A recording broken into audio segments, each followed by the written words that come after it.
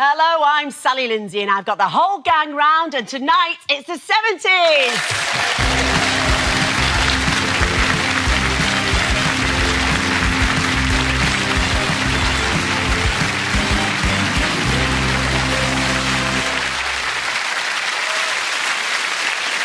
Welcome to the show. Yes, tonight we'll be diving deep into the 70s, the decade of drinking 8 pints of mild, then driving home in your Austin Allegro while whistling the tune to Puppy Love. So pour yourself a creme de menthe and let's get started. Right, let's meet our teams. With actor, comedian and comedy historian John Thompson, we have actor and presenter Matthew Kelly and the fabulous Sally James. And with comedian, author and child of the 70s, Shappy Cassandi, we have actor and writer Steve Edge and the legend of stage and screen, Sue Pollard. Thank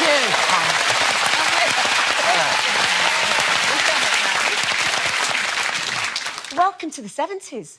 Now, I've got a lovely photo of the 70s version of you, my darling John. Let's have a look. That's me and my brother, Ben. Now, that bowl cut looks familiar. Yes. But I had a very similar haircut, actually. Look.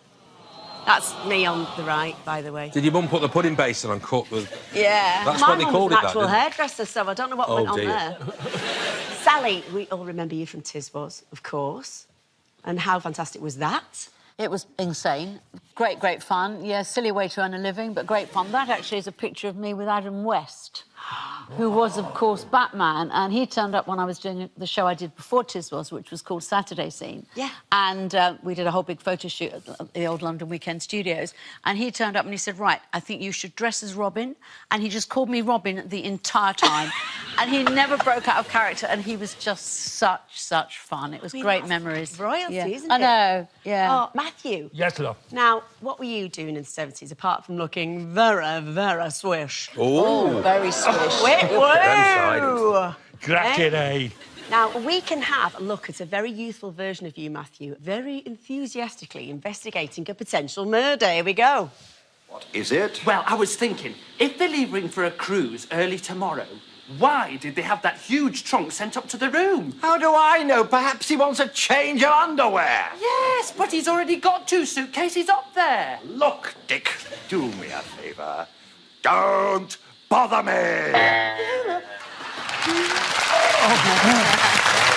Matthew! They are. Give him my dick. The sitcom called Room Service, which was the precursor to Heidi High. It was written by Jimmy Perry. Did you know this, Sue? Yes. It was written by Jimmy Perry and Raymond Allen, who wrote Some Mothers Do Have Them. Really? And we did 7 episodes, we got cancelled. Oh. Shappy, how were the 70s for you? Well, there I am. Oh, it's lovely. There I am. A lot of hair. Lots of hair. None of that is wool. The entirety of that rectangle is my hair. Sue, what were you doing in the 70s, love? Misbehaving. Of course you were. What were you doing here, Sue? It was opportunity knocks. Got beat by a singing dog. I did, honestly. Harold Gum and his singing dog. It was Oklahoma, that was it. Oh, what a beautiful morn. And the dog went, ow! and that was the duet. And honest to God, this is absolutely true. This cameraman said, that dog only whined because he'd put his finger up the dog's bum. Yeah. So that was my first foray. The 70s, eh? Steve? Oh, there I am. Hi, Dad. Oh, I look like a foundling, don't I? What's your earliest memory? I was a milk monitor at school. I must have been about 6 or 7, 1977, I'd say, 76. Mrs. Haslam, the teacher, said, we won't be having milk anymore because of a lady called Margaret Thatcher. I remember. Yeah. Even then, I remember thinking, wrong-un. Remember what they called her? Thatcher, Maggie Thatcher, milk snatcher, yeah. They called it other things too. Yes, they did. Yeah. Anyway, enough of that. This is supposed to be a quiz, so I best ask some questions. We know what you guys were doing in the 70s, but what was everybody else doing? Handily, our first round is precisely about that. We're against the clock. This first question is for your team, Shappy Love. OK. Right. What was the UK's best-selling car of the 1970s? Come on, you know this. What about the Robin Reliant, then? You talking... That was just Del Boy. That was just Del Boy. Nobody really had one. OK, No. I reckon it's either... Guys, I'm really sorry, but it's meant to be quick fire. Oh, OK, sorry. What was the one that wasn't a... Was All right, it Ford don't worry. Capri? Yeah. You bang on, love. Go for it. Should we go... Wait, it's either Ford Capri or Ford Cortina. Which one? Oh, John, what do you... Sorry, John's on our side. Cortina. Yes, it was the Ford Cortina. OK, John's team. In one of the sporting stories of the decade, tennis icon Billie Jean King won the now legendary tennis match known as the Battle of the Sexes. Yes. But can you remember who she defeated? Come on, John, you know this. Dr. Richard Thing. Who? Wasn't it? 5 seconds. Ilya Nastasi. No, I'm afraid it's not Sheppy's team. I thought it was Bobby somebody because it made a film of that afterwards in the 90s or the 2000s. Come on, Sue, you're nearly there. Oh, what was his flipping name? Bobby Davro.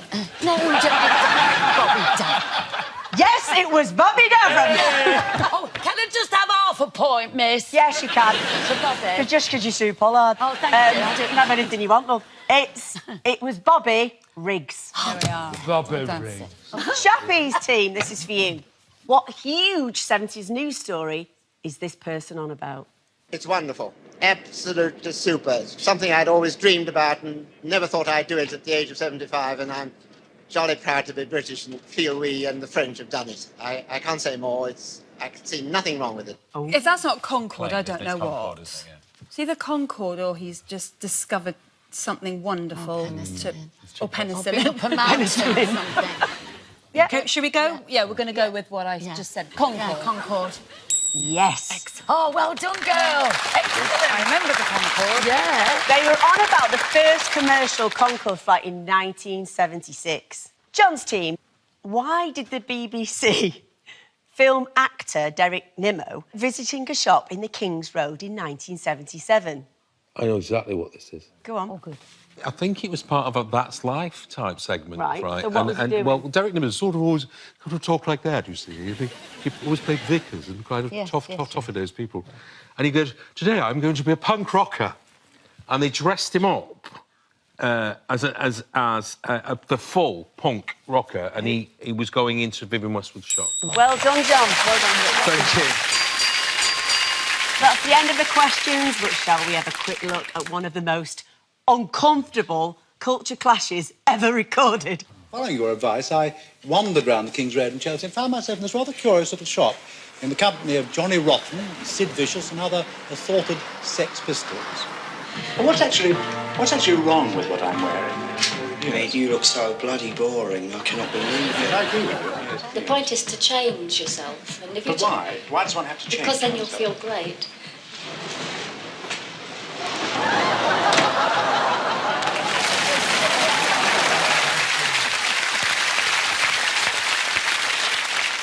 I wonder if you kept that outfit for the weekend. OK, teams, time for a game now. It's the History Mystery Box. So you've got a box there, John Love. I'd like you to reach inside your box. Without looking, and by the power of touch alone, you need to work out which iconic 70s item is in there and describe it to your teammates. See if they can guess what it is. It's footwear. Oh, is it a platform shoe? Is it a high heel? Is it a football boot? No, it's not. It is a boot, and it's a laced boot. Is it a thigh-high boot? Certainly not. Unless you're 3 foot tall. Is it It's a lace Is it? It's a lace boot that goes up Not, your but knee. here's the big clue. It's a boot with wheels on it. Oh, it's a roller skate. Charlton and the... No, it is a roller skate. It's a roller skate. It is a roller skate. Do you want me to repeat it? It is. Ooh. I think there you go. Who's been to a roller disco here? Hands up. I have. Oh, well. We went on a school trip, but it was in Wigan, I think. I was on report and I wasn't allowed to go. Oh. You know, when your teacher fills out your behaviour for that thing, and I remember one day it said, very subdued, his rabbit has died. I don't know what that's got to do with roller because boot. I remember I was heartbroken, because my mum went, I know your rabbit's died, but you're on report, so you're still not going to the roller disco. So the roller discos create images of a dead white rabbit, you see. Sorry, it's just gone, man. Why did you give me that in that box? Does anyone know which Hollywood star made his first film appearance in the roller disco movie Skate Town, USA? John Travolta. John Travolta. No. Was it Patrick Swayze? Yes. I can see it. There he is. Patrick of the Sways. Yeah, the Sways. See, that was in America, which seemed like an impossibly cool place in the 70s. Should we have a look at the markedly less glamorous but somehow way more impressive British version?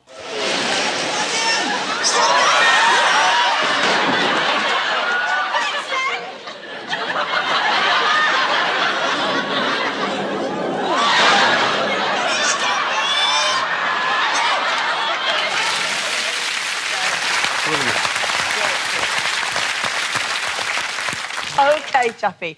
The history mystery box has travelled through time and space and is now on your desk. Have a feel and see if you can describe to your team what is in it, love. OK. It'll be Duncan Goodyear. It's always Duncan Goodyear. Do you know what? You got Duncan Goodyear. Oh! Day. It's very smooth. OK. Definitely Duncan. It's quite small. I can fit it in both my hands, cupped. All right, Chappie. It's a family show. And then it's got the sort of funny bobbles. Yeah. On it. It's quite hard. I don't think this description's helping at all, dear. It's hard, it's small, it's like the sort of thing that you might, I think, find at a beach. And it's got these things that they've stuck on it, and I don't know what they are. Any guesses? Any guesses? Can you hear it? Right, Chappie. Got to get it out. Oh, it's a little bit of little cute little thing. Pet rock. It is a pet rock. Instead of scrolling through social media back in the 70s, we were looking after pet rocks. Well, simpler times, eh? It's like a 70s Tamagotchi. The creator of the pet rock, Gary Dahl, estimated he sold 1.5 million of them. God, one every minute. One born every minute. And the craze made him a millionaire within 6 months. Wow. At the end of that round, John's team, you scored 2 points. And Shappy's team, you scored 2.5, Sue. 2.5. It's nearly time for the adverts, but first, a question about a 70s advert. Lorraine Chase became famous in the 70s from the Campari adverts. But which airport did she famously travel from? You'll get the answer after the break.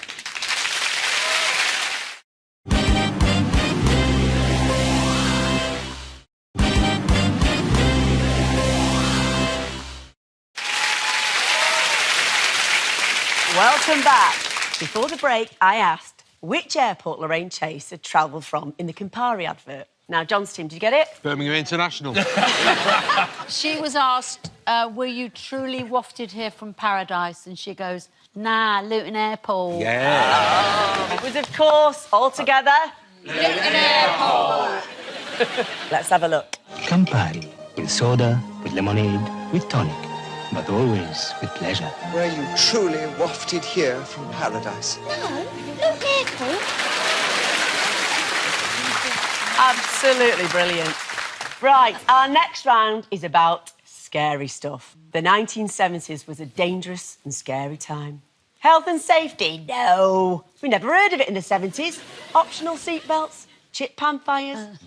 You could go out playing all day on your own, get third-degree burns from a metal slide before heading home, where your dad let you have a puff on a nice, comforting cigarette to make you feel better. Oh, them were the days, eh? These questions are all about everyday dangers in the 70s, and we're against the clock again. So can you speed up this time? John's team, you're up first. OK. Right. What small, spherical toys were the cause of sprained wrists, broken arms and explosive shrapnel injuries? Clackers! The click-clack, clackers. That's how you play Clackers, them. yes. And they broke your wrist, remember? Oh, Absolutely, well done, Matthew. Thank you very Do you much. feel better now we mentioned clackers? Thank you. Oh, he was so relieved that we're going to go all through the 70s and no clackers. Jappy's team, this one's for you, love. Which live game show featured contestants either at home or in an isolation booth in the studio, guiding a blindfolded cameraman to shoot a crossbow at a target? Golden shot. I love Left it. a bit, right a bit, fire. You're absolutely right. Now, John's team. Yes. Why did Scotland Yard write a letter of complaint to the producers of Doctor Who in 1971? Come on, John, you know this. So, the TARDIS, which is an acronym for Times and Relative Dimensions in Space... Oh, get you. has a chameleon circuit in it, so when you land on a planet, you become something that's like the planet, you see. But poor old Doctor Who, his chameleon circuit's broken, so it's always a police box, and there were real police boxes around that people kept trying to get into because they were Doctor Who fans. Not quite. The baddies in the Aliens or whatever dressed as policemen, and that's what annoyed them. Yes, you've got it. Oh! There we are. Okay. There was a story called The Terror of the Autons. That's the one I was thinking of. Their hands fall down. Featuring aliens disguised as policemen, complete with terrifying, plasticated, blank-eyed, removable faces. Look at that! Oh! Right, Shappy's team. Sorry, yeah. Sorry. With seemingly no regard whatsoever for health and safety, who jumps over 13 buses on a motorbike at Wembley Stadium in 1975? Evil Knievel. You got it, Evil Knievel. Oh, we all fancied him. We all fancied a bit of Knievel. Technically, in grammar, the K would be silent. But... No, it would, wouldn't it? K-N. But it wouldn't work, would it? Jumping over 30 buses. Evil Knievel. Everyone go. Knievel, Go on, let's go Knievel. home. John's team. Now, what was the name of the cat who meowed safety advice to his little boy companion? Come on, we know this. Charlie. Charlie, Yes. well Thank you. done. And it was famously voiced by... I didn't know this either. I know this. It's Kenny Everett. You're right. Shappy's team, what happened to the Blue Peter studio in 1971? The elephant wet it. The elephant wet himself on the floor. And the keeper... Oh, no, he did more than that. And then the keeper went...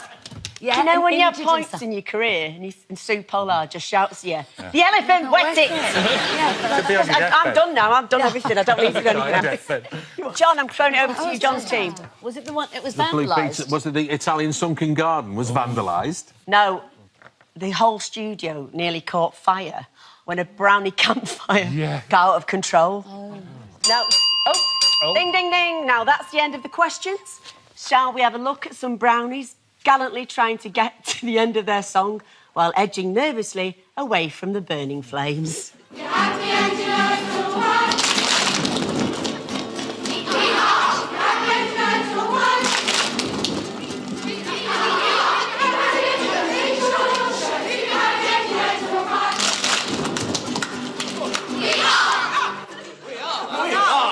on fire. We're on fire, so just get the firemen in.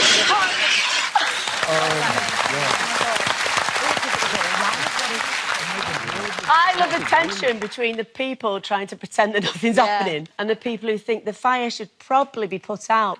Not to mention that polyester shirt John Noakes has got on is highly flammable.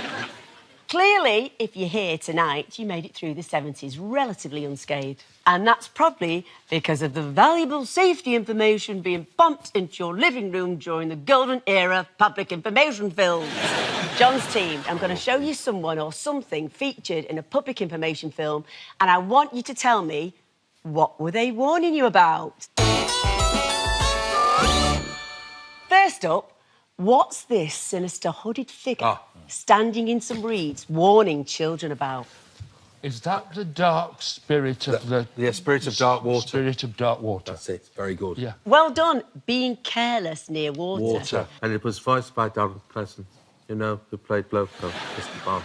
Because I am the spirit of dark water. Right, you just completely ruined that, because that was my next question. Here's our sinister hooded figure patiently relishing the thought of a child getting trapped by some submerged scrap metal. Under the water there are traps, old cars, bedsteads, weeds, hidden depths. It's the perfect place for an accident. Oh, look, there's someone in the water. Quick, use that big stick to get him out. Sensible children. I have no power over them. I'll be back. Was it Donald Pleasant? Donald. Next one, and I've got to warn you, this is pretty harrowing. That's glam rock star Alvin Stardust looking a bit out of place in full hair and makeup on a suburban street. But what was he warning us about? Toupees. Ill-fitting toupees. You know, just... Fall off some platform shoes, like. It was the green cross coat. Sally, you've got the answer right. Well done. Good, good. And also, did you ever meet him? Oh, loads of times. Did you? Of course. Meet him or... He used to be on Tiswas loads and loads and loads Oh! of times. Wasn't he really called Shane Fenton? Yeah, and... then Stardust wasn't his real name. No. sadly. I know. Let's have a look. Just look at them. They must be crackers. A double-decker bus could be right on top of them and they'd never even see it. Hey, you must be out of your tiny minds. When you cross the road, always use the green cross code. Great. See you, girls. Take it from me. Be smart. Be safe. Well done, Sally. It was a slightly patronising and rather passive-aggressive way of teaching children to cross the road safely. Speaking of road safety, in one road safety campaign for the under-5s, Willie the Weasel gets hit by a car after he goes to the ice cream van without his mummy. Can anyone tell me whose club Willie was in? Tufty. I've still got me bag. But poor Willie Weasel was getting ice cream. He didn't look behind the ice cream van. We might have gone have a look at this moment now. It's very harrowing. Tufty always asks his mummy to go with him to the ice cream van. But Willie Weasel has gone off to get an ice cream by himself.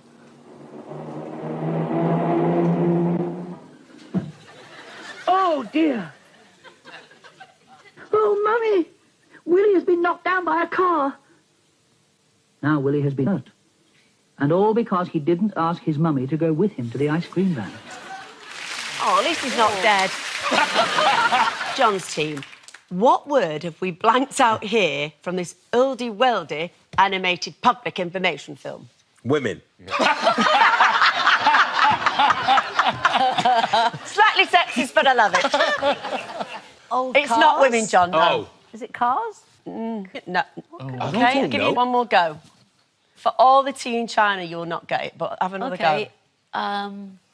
Food. Right, thrown over. Is it old fridges? Everyone died in fridges in those days. Chappy!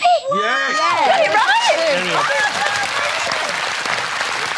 I swear to God, I didn't think anyone would get that. Do you know what? I never climb into fridges because of that reason. I just remember people used to find them, get in them and push each other down hills. And I'm from London and I heard about it. Yeah. I thought the countryside is weird. I didn't know there was that many fridges to hide in. Oh, they couldn't move for them. Look at No, you didn't have a We had a big fridge. No one had in a the double. 70s. We had a little one. You'd have an high-level grill, but you wouldn't have a fridge freezer, would you? Anyway, enough kitchen chat, lads. That's your lot, John's team. It's over to Shappy's team for something even more terrifying. Children's TV in the 1970s made the child catcher look like Mr. Tumble. Let's play a quick game of adult horror film or aimed at kids. All you have to do is tell me whether the horrific images I'm about to show you are from a children's programme or a graphic horror film. First up, is this blank-eyed, disembodied head an image from an adult horror film or was it aimed at kids?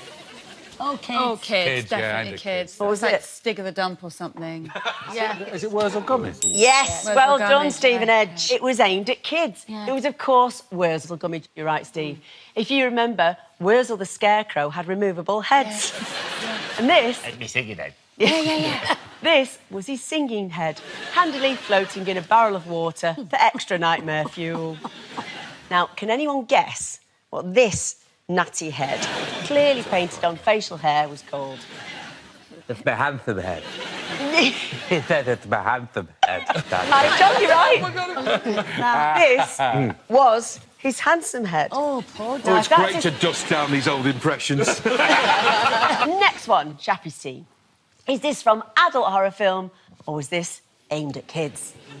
Oh, no, That's that's an Texas adult. Chainsaw That's Massacre, Chainsaw isn't it? Massacre. Yes. What are we going for? Yeah. Yeah. Yeah? Yes. Yes, If you you're hate right. the kids, It was yeah. adult horror film. That was Leatherface from the Texas Chainsaw Massacre. The 70s was a good decade for horror films. Can anyone tell me what was the highest grossing horror film of the decade? Was it Omen? Omen? Oh, not The Exorcist. Guy from Yeah, Exorcist. You're both bang on. The Exorcist. Oh, fabulous, well done. Yeah. So you don't get any points for that, but well done. Okay. Last one, adult horror film or aimed at kids. So he was obviously laying in wait for somebody to come on to that narrowboat and jump out. I'm loving this plotting. Yeah, but I quite like But that. it's a little I think it's a kids' film rather I than think a this horror is a film. kids' film. So we're going for aimed at kids? Yes. Yes, you're right. It's aimed at kids. Well done. That's Top Off, the monkey from preschool puppet show Pipkins. Pipkins. Oh, Yeah? lovely hair. Well, I'm glad I never saw that. I know. Can you name any of the other puppets in Pipkins? Yeah. Go on. Tortoise, Top Pop, Pig. Hartley Hare, Pig. Pig. Yeah. Oh, Pig. And yeah. there was a Madame Octavia, was the ostrich. Yes, it was. I'm astounded. You've done actually quite well, you massive weirdos. Pipkins may have been aimed at the under-5s, but it didn't shy away from disturbing themes. Here's a cheerily delivered chat from a Pipkins episode dealing with the death of a goldfish. Johnny! Johnny! What is it, Top Off? What's the matter? He's sticky. He's not moving. Oh. Top Off, he's dead. Oh, I'm so sorry. Oh, Dick. Oh, he must have been ill in the night, you know, nobody knew. But at least he isn't in any more pain, Top Off. That's good. Fling him in the loo. I mean, couldn't they have just replaced it with another goldfish like my mum did? In that round, John's team, you scored 4 points, and Shabby's team, you scored 6 points.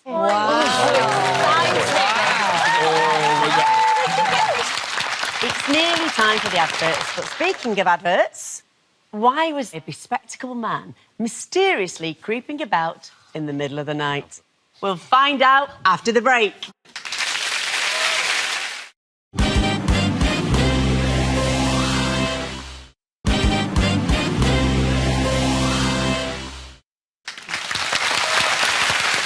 Welcome back to the 70s. Before the break, I asked why a bespectacled man was mysteriously creeping about in the middle of the night. John's team, did you get it? He's a secret lemonade drinker. He is.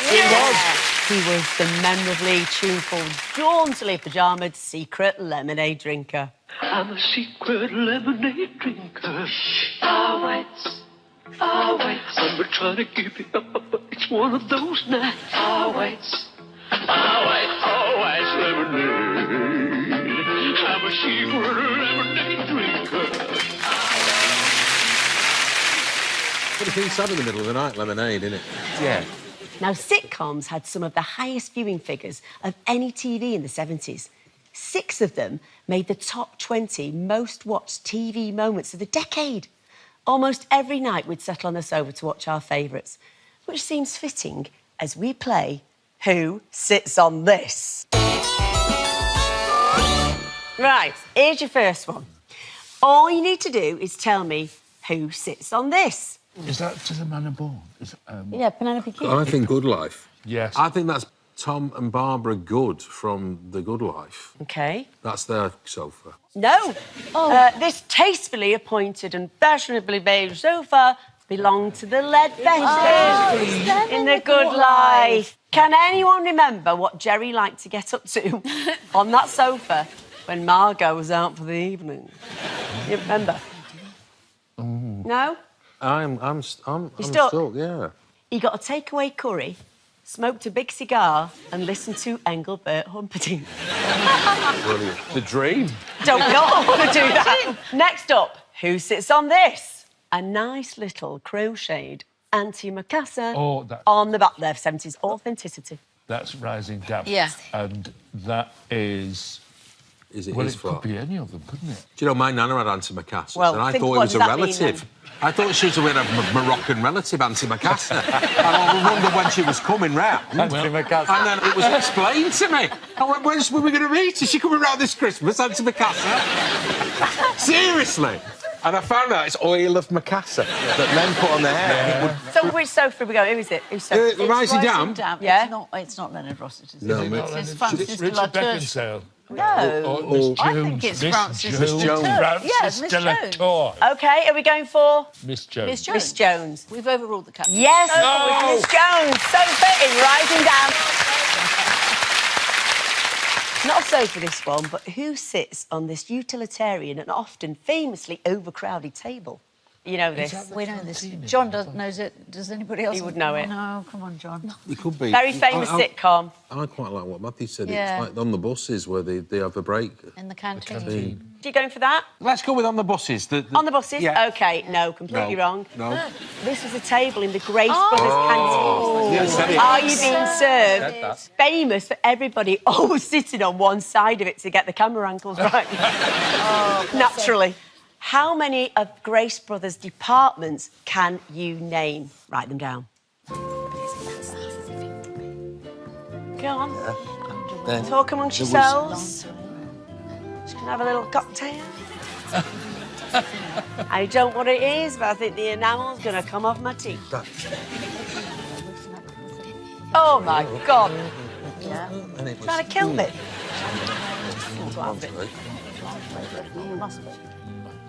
Right, one more sip and you're done. OK. We're going to play the theme tune and please tick off the ones you got right. Are you ready? It's an honesty programme, this, isn't it? It's an honesty programme, but I will be checking after. Swap sheets, really. Ground floor perfumery, stationery and leather goods, wigs and haberdashery, kitchenware and food going on.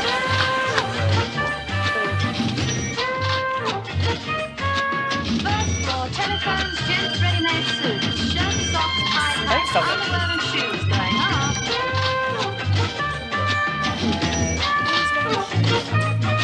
Second floor, carpets, travel boots and bedding, materials, soft furnishing, restaurant and John, how many did you get? We got stationery and leatherware. Right. Wigs and haberdashery. And just on its own, shoes. 3 then? Shoes, 3. That's not bad. Stationery and leatherware, wigs and haberdashery, 4. No, that's 1. Shoes. Oh, the floors. Per It's not floor. points anyway, it's just for a laugh. Just Oh, for right. OK. We got gaming. We got haberdashery. Yes. I think millinery was there. Millinery. Or did we imagine? Right, Did no, we no, imagine a bit of a millinery? guesswork, innit? Was there tailoring? I think there was tailoring. Tailoring. Yes. And was there menswear shoes? Menswear. Menswear shoes. Yeah, you can have it. It's no Thank points you. anyway. Right, Shappy's team. You've got some 70s action shows, you know, good guys, bad guys, fast cars. These kind of shows were full of epic tear-ups in car parks and brutal bar fights. It's time to get duffed up. First up, here's Bodie from The Professionals, looking pretty smooth and relaxed, despite clearly being about to duff someone up. Nothing comes between Bodie and his pint. So can you tell me how he wins this bar fight? How does he win it? Does he glass someone? No. That says a lot about you, Shappy. He uses what's in his hand, which happens to be the glass with beer and stuff in it, and he kind of lunges, and then he pours all the beer over the head and stuff, and that's how he wins it. That's like a whole series arc, so... Yeah. I mean, down the pint and then threw it at somebody across, bonked him on the head like a cartoon. Yeah, that's what I would have What done. we doing? Just down the pint and then lob the glass. OK. Yeah. You were not far off, but you were completely wrong. He did it one-handed without letting go of his pint. Let's take a look at the smoothest smackdown ever seen on TV. I got a bottle of champagne invested here. Yeah, well, we'll be finished in a minute. Go ahead, what he said. Push on. Champagne. Magnum.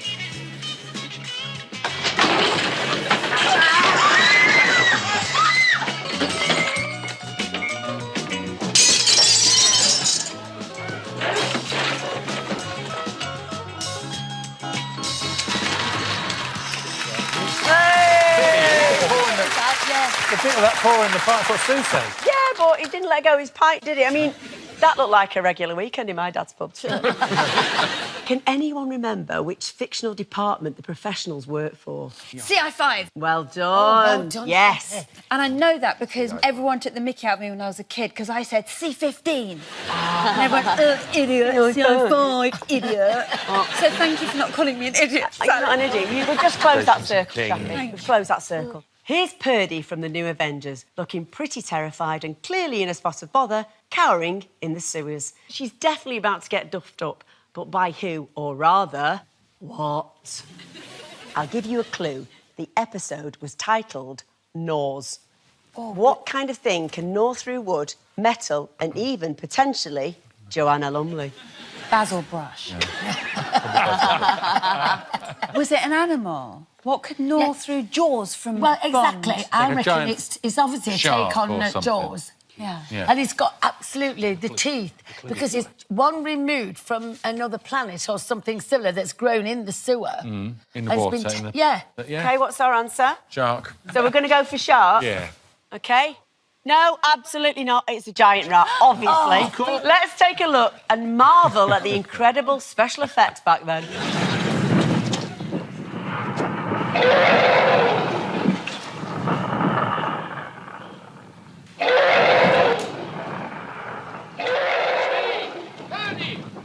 Steve!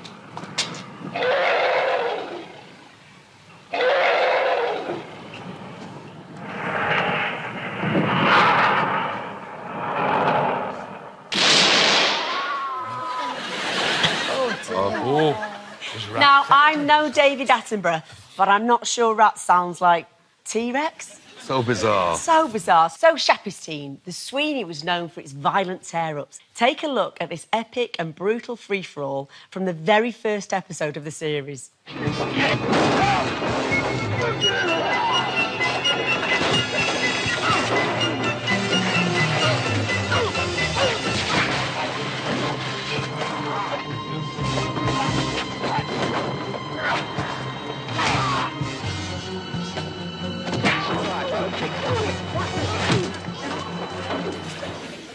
That's just a very small part of it, by the way. We can't show it all because that fight scene went on for 2 whole minutes. In all the commotion, can you tell me which well-known star is playing the big, bad villain? I'll give you a clue. His booming voice might be his deadliest weapon. Oh, is it Brian Blessing? Yes, Jackie! Well done. Yes, it's only good old Brian Blessed. And he gets a full Jack Regan experience with a verbal dressing down that would only be better if Blessed had said it himself. Let's take a look.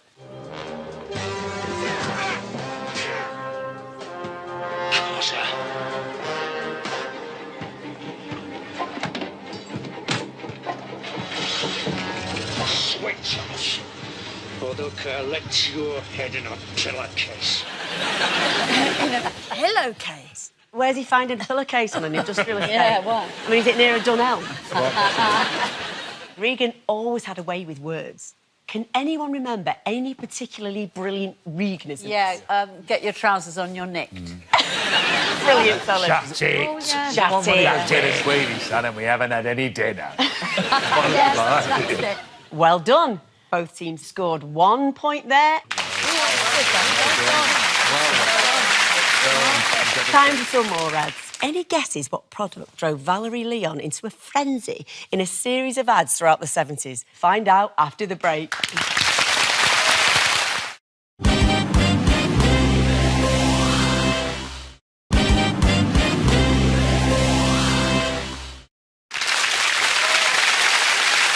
Welcome back to the 70s. Before the break, I asked, what product drove Valerie Leon into a frenzy in a series of ads throughout the decade? Did you get it? We did. We did. Oh, we did. Get it? We did. Yeah. High karate. Yes, you're right. It was high karate. Let's have a look. And this unsuspecting girl is about to catch its irresistible scent. The high karate scent that can turn a usually docile woman into a ravenous creature. Oh, look at me! Oh! A scent so irresistible that every pack of high karate carries essential instructions on self-defense.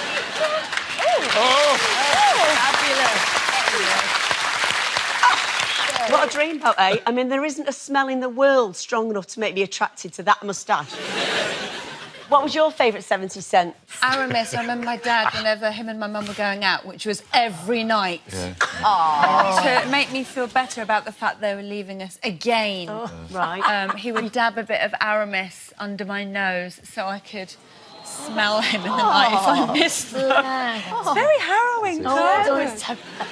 Right. How long have we been here now? I am starving. Actually, the next round is about food. Here's a couple of foodie questions for both teams. Chappie's team, you're first.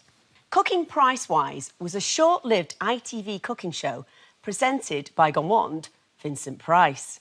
The series aimed to introduce food from other countries to everyday Brits after he noted that anything but spaghetti from a tin was quite beyond them. But what was Vincent Price already known for? Horror films. Yeah, that's right. He portrayed campy villains in films including The Fly, Witchfinder General and my favourite, House of Wax. Brilliant film, that. Can I tell you something about Vincent Price? Yes, please do! He was on the Johnny Carson show and he was boning a fish. And Johnny Carson said to him, "You've got to be good at that." And Vincent Price said, "Do you know what?" He said, "I've been married so many times, I've learned how to bone anything." Different times, love, different times. I'm not entirely sure that's going to make the edit, Matthew. Right, this is for you, John's team. Grange Hill started in the 70s, but which particularly appetising school dinner item featured in the opening titles? It was a sausage flying through the air on a fork. Yes! Stuck in, animated. That was it, well done. Chappie's team. What pink sauce is a key component for the iconic 70s starter, prawn cocktail? Oh, tomato sauce and mayonnaise together. Yeah. It is, and Mary it's Rose called... sauce. Is that what it's... Yeah, well done, Steve. John's team, what was the nickname of the suave TV chef Graham Kerr? The Galloping Gourmet. Absolutely. The Galloping Gourmet was the TV persona of the Canadian chef Graham Kerr, known for his charismatic and entertaining approach to TV presenting. Not unlike myself. Right, Chappie's team. What popular 70s appetiser takes its name from the French translation for flight in the wind? Do I speak any French? Steve, you like these? She's giving me a clue. No, that's not helping. I think I should know it. I wonder if it's anything to do with, birds. Don't know. Horrible. Isn't it vol au vent? Yes.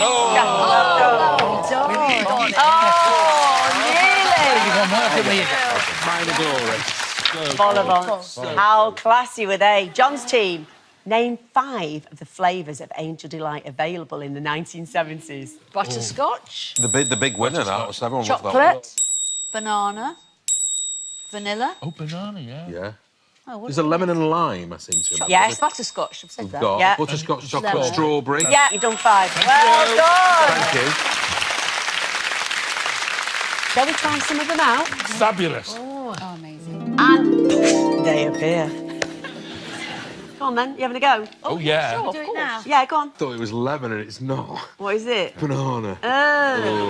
Butterscotch. I got the I've got butterscotch butterscotch. one. Oh, yes. Mine tastes like chocolate and type 2 diabetes. Oh, wow. This is a bit like a lump of snot. Right, that's enough. You'll ruin your appetite. Put your Angel Delights away, please. Just one game between you this time, and it's called What's Cooking? As ever, the clue is in the name. You just had to let me know what on God's green earth these people are cooking. Chappie's team, what is Fanny Craddock rather violently cooking here? Over the surface, in the centre. Nice and richly filled. Now then. Over with that chap. Up with the flame again. Seal those 2 edges together partially. At that flame. Now, imagine doing a cooking show that actually puts people off food. That's it. So, Chappie's team, can you guess what she's making? I saw that on TV at Christmas, and it's an omelette with mincemeat out of a mince pie in the middle, folded over, and the egg is still wet. And she says that's a sign it's done when the egg is jiggling, it's wet. The opposite. mince. Yeah. Yes. Yeah. Steve, you're absolutely right. It was a mincemeat omelette. For Christmas. Merry Christmas. You know, mincemeat omelettes. You know, I have them all the time. John, here's yours. What would I be cooking if I required these ingredients?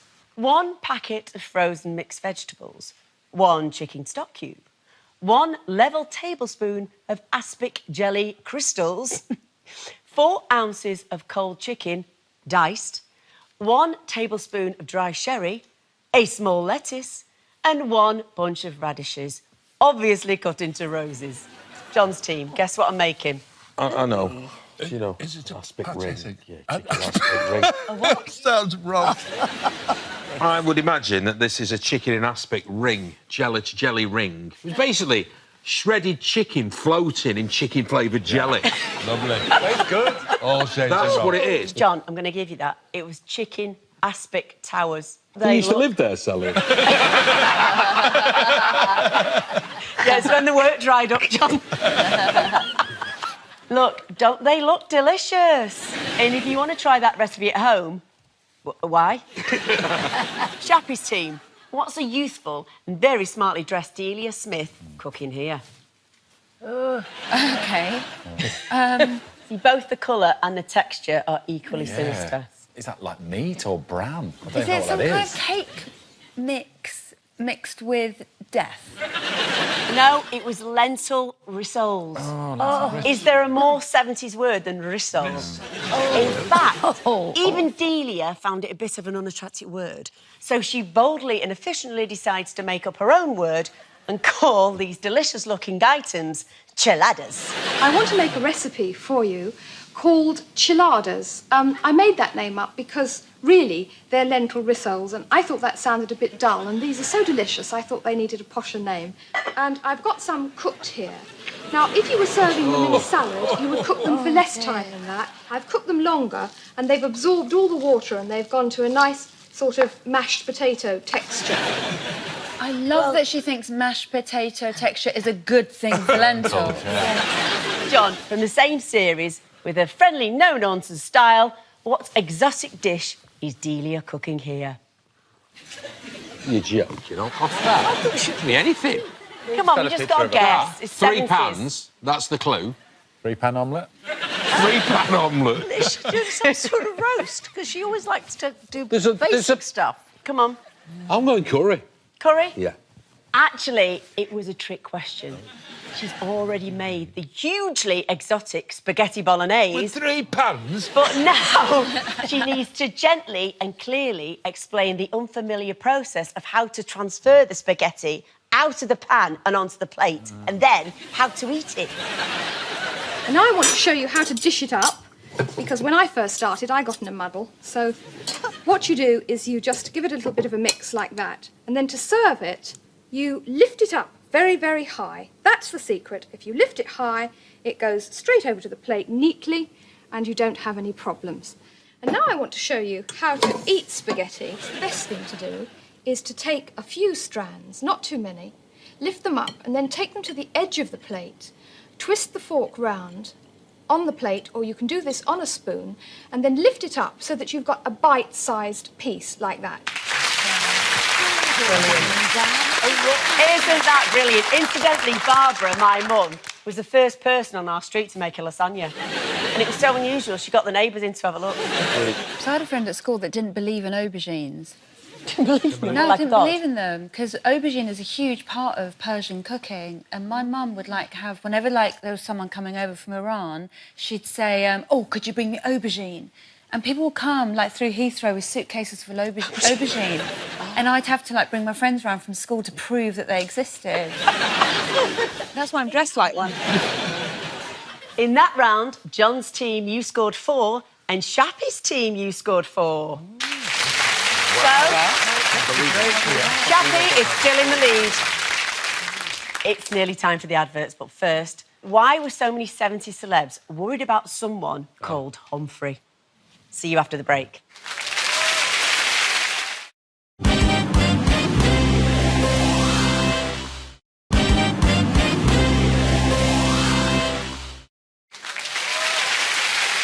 Welcome back to the 70s. Before the break, I asked why so many 70s celebs were worried about someone called Humphrey.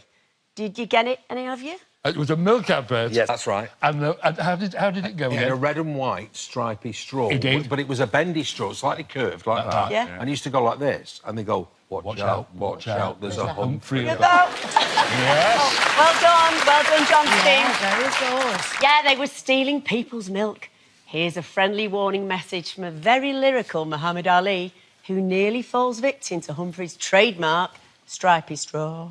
English fans, your milk quenches my thirst, but you gotta drink it quickly, or Humphrey will drink it first. And everybody know that I am the greatest. That's in the boxing ring. But when it comes to drinking Unigate milk, Humphrey, he's the king. So when I'm enjoying a Unigate pinter, I watch my left and my right, because if a Humphrey comes near my milk, there's gotta be a fight. Watch out, there's a Humphrey about.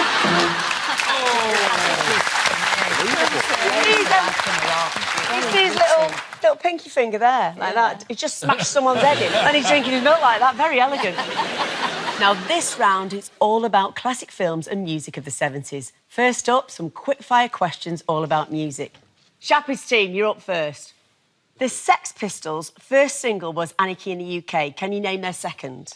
Everything's OK in the UK now. No? What? I thought you meant it. God Save the Queen. Yes, well done, Steve. God Save the Queen in 1977, the year of the Queen's Silver Jubilee. So, John's team, 1970s music boasted some of the coolest acts ever. The Clash, the Rolling Stones, Blondie. But who was the UK's most successful music act of, let's pick a year, how about 1974? Do you reckon? Don't whisper. Let's do your workings out. Was it Boney M? Going Boney M? I am. Yeah? What about you? Boney M? 74, disco, yeah? Yeah. Very nearly. Oh, not then. The Wombles. Oh!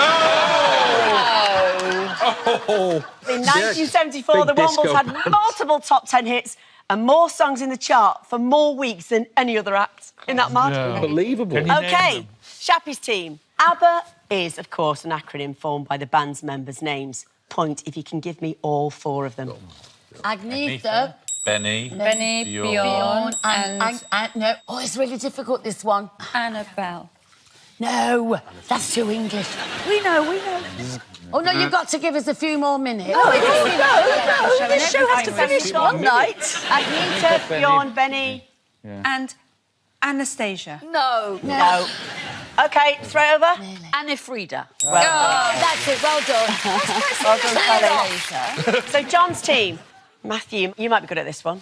Boney M were one of the very few Western acts to perform in the Soviet Union, but which one of their biggest hits were they not allowed to perform? In the Soviet Union? Yeah, dead interesting. I think Rasputin. Oh, yes, of course. Rasputin. Yeah. Yes, Rasputin. It was excluded from their 1978 Red Square concert because of its sexually suggestive lyrics, which are considered a risk to public morals by Soviet politicians. Yes, quite right. It's terrible. Oh, we're out of time.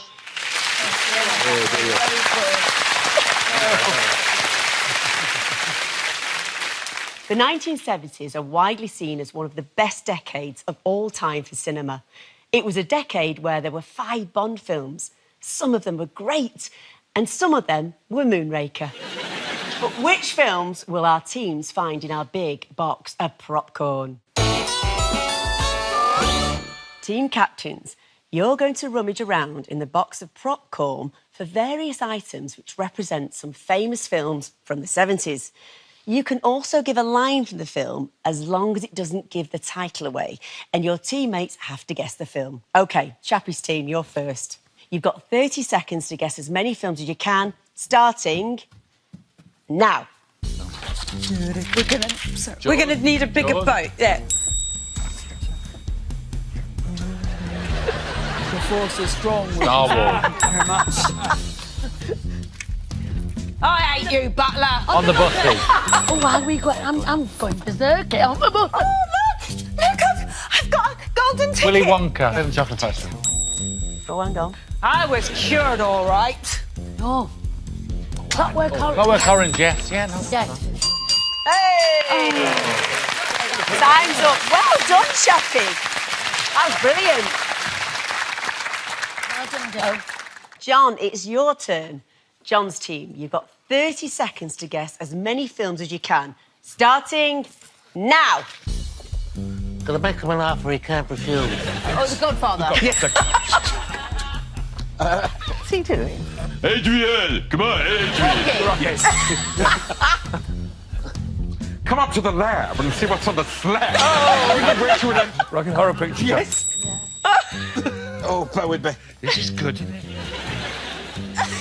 talking to me? You talking to me? Huh? Let's see what he has. Taxi driver. You talking to me? You talking to me? Well done. Okay. This one's a bit hard. Any time today, John. Oh, Doctor. Carry on, Doctor. Oh. Matron. Yes! Thank you, Faster than a speeding bullet.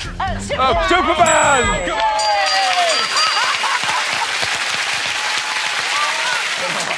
Well done, John, and well done, all of you. That was a very tight round.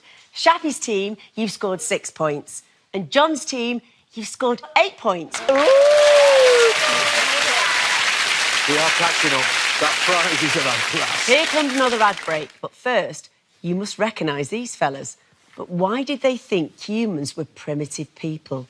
If you can't remember, we'll find out after the break.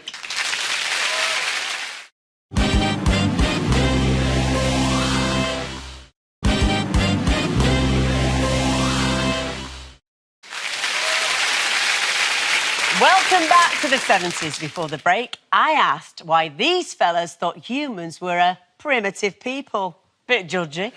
Let's find out the answer. On your last trip, did you discover what the Earth people eat? They eat a great many of these. They peel them with their metal knives. Then they smash them all to bits. They are clearly the most primitive people. Or mash, get smashed. Oh, good that. Of course, it's because we mashed our own potatoes. It was the 70s.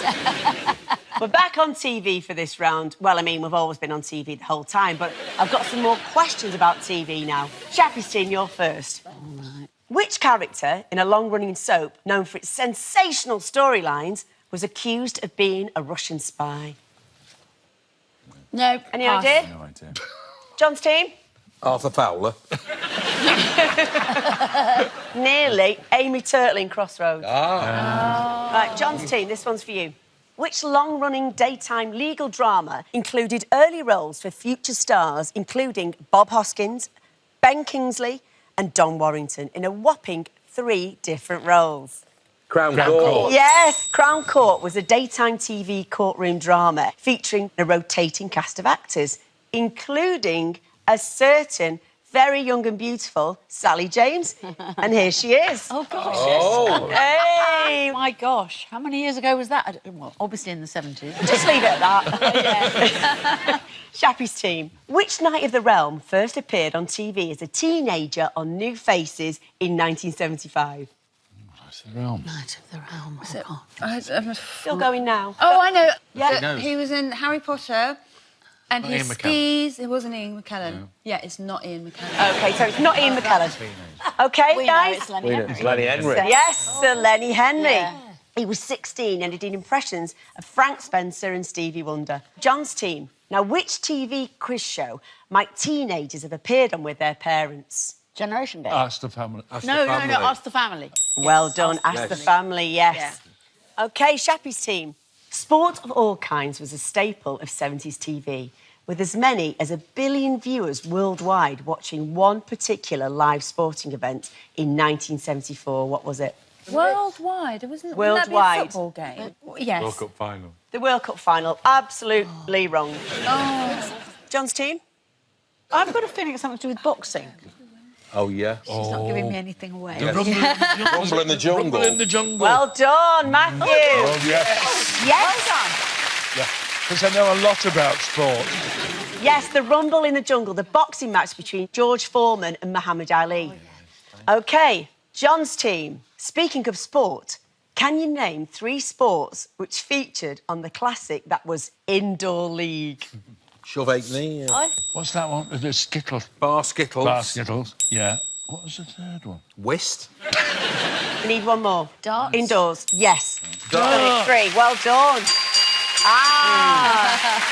That's the end of the questions.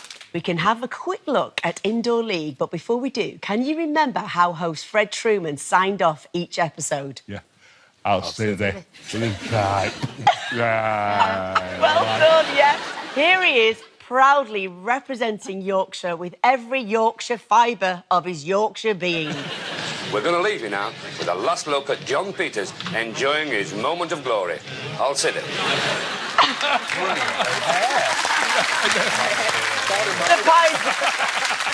Fred Truman there, sporting what I can only describe as a comb-over, under, forwards and backwards. Game show prizes in the 70s were interesting. A cross between a car boot sale and a fever dream. Frankly, if you went home empty-handed, that wasn't necessarily a bad thing. So let's have a quick game of Look at What You Could Have Won. John's team, this one's for you. Which of these was a prize you could have won on popular 70s game show 3, 2, 1? A share in a racehorse, a St. Bernard's dog, a year's supply of wine, or all of the above? Not sure about a St. Bernard dog. No, I don't think they give a dog away. Do you think? I think it might be the wine. It might be all 3, actually. Do you think all 3? Sharing the race. The wine, I kind of maybe. It might be a bit Share blue of- done. The thing that throws it off, I think, is the dog. Yeah. I what are don't we think going you'd for? be given a dog. What are you I'd going say for? The racehorse? A share in a racehorse? No. They were, in fact, all prizes up for grabs on 3, 2, 1. Wow. Shall we have a look at one very nonplussed-looking couple being presented with a mind-boggling prize they could have won? What sort of dog is connected with brandy? Well, what other than a St. Bernard dog? And that's what you would have won, a lovely St. Bernard dog. Listen, £150 he's worth. If you wouldn't have wanted him, we could have sold him back to the kennel, of course. You'd have got £150. What? Yes, nothing says Saturday Night Light entertainment like the words, if you hadn't have wanted him, we could have sold him back to the kennels. Do you remember 3, 2, 1? Yes. Yeah. The questions were literally riddles. He would go, it's made out of metal, it's dusty and grey. If you've got one of these, you'll throw things away. It's made out of metal, it's dusty and grey. If you've got one of these, that rhymes with palm trees, away. That rhymes with holiday. Yeah. You rejected the 3, 2, 1 holiday in the Bahamas. So who can do the 3, 2, 1 hand gesture? Yeah. Oh, no, it was... You did, was that... No, you just did that then. I know, but it's what he used to do, isn't it? Oh, so you can do it. You have to start... When he died, the headline in the papers was 3-2 gone. Was it? OK. Shappy's team, this one's for you. Here's someone desperately trying to make a prize of a stack of tyres look exciting. You can get on the road with a complete new set of tyres in the garage at £54. They don't know they're born. £54, including fitting. See, you're not getting a bargain like that these days, are you? No?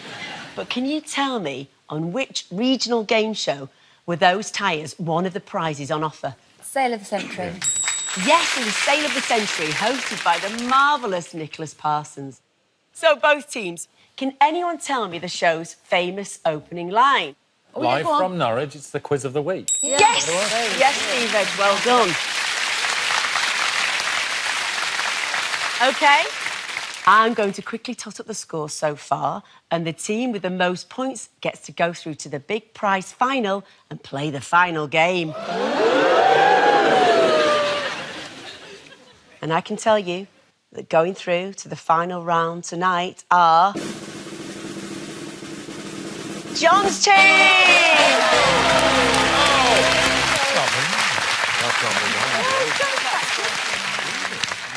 Now, no true child of the 70s hasn't spent a Saturday evening sat on the living room floor shouting out items, rolling along the Generation Games conveyor belt. We found, hands down, the most stereotypical 70s version of this game we could lay our hands on. John's team, you could win our star prize if you can remember more than 10 items. Watch carefully as a 30-second representation of the entire 1970s passes before your eyes. Are you ready? Yes. Yes. OK, let's have a look. And on the conveyor belt tonight is a teddy bear, an electric tea maker, a leather hold-all, a toolkit, a set of copperware, a rug, a food mixer and blender, a step stool, a Polaroid colour camera, a frilly shirt, a hairdryer, Bruce's new LP, a barometer, an Alibaba basket, a tape cassette recorder. OK. OK, you've got 30 seconds to remember 10 items. Start the clock. Tape cassette recorder, Bruce's album. Teddy bear. Yeah, toolkit. Alibaba. Hairdryer. Blender. Cuddly toy. Camera. Get a cocktail maker Copper thing. set of pourers. Hideous shirt. Bruce's LP. Barometer. Toolkit. And you've got it! Hey!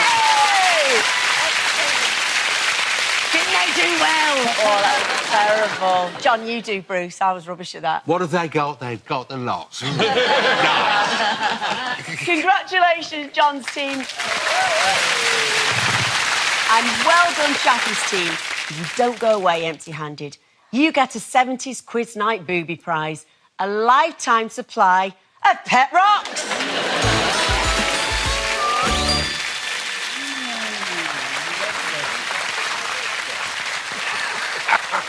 John's team, you're tonight's winners, and you win our star prize, the Golden Roller Boot.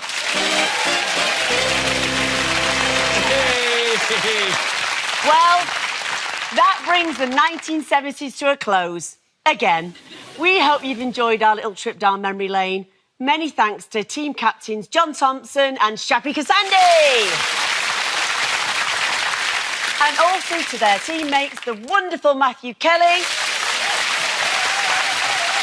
Sally James, Stu Pollard, and Steve Edge. Thank you all at home for watching. Good night.